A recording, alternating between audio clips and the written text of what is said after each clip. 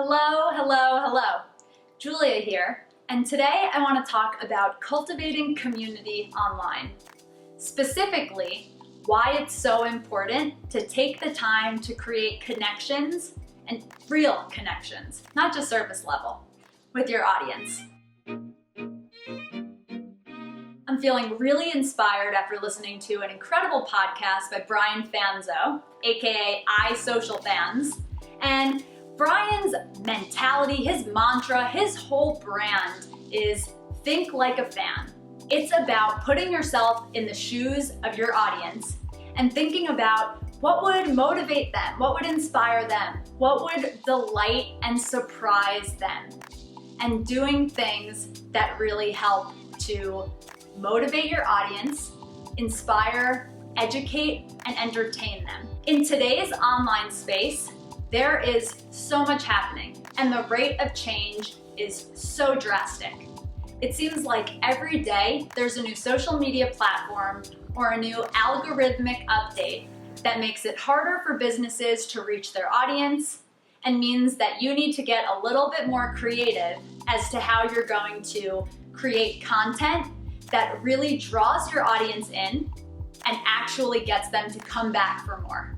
Brian Fanzo talks a lot about how it's so important to be human and to be real and raw. And that's why I think that video is such an incredible tool. Through video, we have the opportunity to really connect with our community. We have the opportunity to build real relationships because through video, you get to see me. You get to see my inflections. You get to see my emotions. Well, you hear my inflections, then you see my emotions.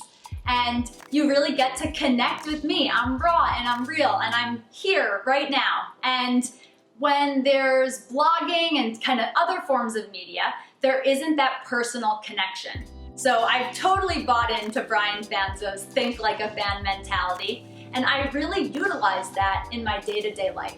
I do Instagram and Snapchat stories every day, and I make it a point to shout out someone in my community in those stories every single day. The reason being is because I see the value of cultivating community. When I give shout outs, those people message me back and they thank me and they say that it means so much to them that I took the time to appreciate them and honor them with a shout out. And I feel the same. I feel honored and humbled that someone took the time to watch my Instagram story. So why would I make it one-sided? I think that since I'm feeling honored and humbled that you took the time to watch this video, I want to give you a shout out. And when I do, you're probably going to feel humbled that I took the time to give you a shout out. And we create this back and forth, this beautiful relationship and connection. I encourage you to do the same. Think outside of the box of ways that you can really engage with your audience and really communicate with them and create real connections with them. So it's not just about talking about your sales or your promotions. It's about pulling back the curtain and sharing a little bit about who you are and what inspires you.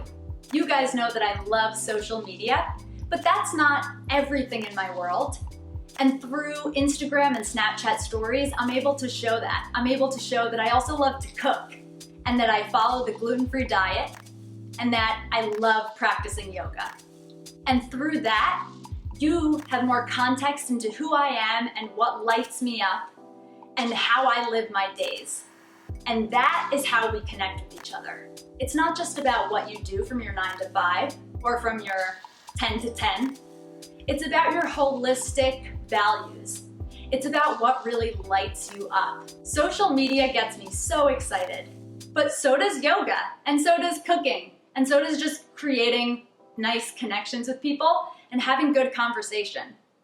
And so when you can really embrace all of that and package it together with a little bit of a punch and really communicate that to your audience, you light them up, you get them excited and inspired.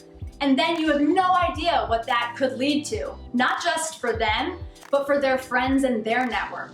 And then it's this beautiful trickle-down effect of awesomeness. So I encourage you to take the Brian Fanzo method and think like a fan.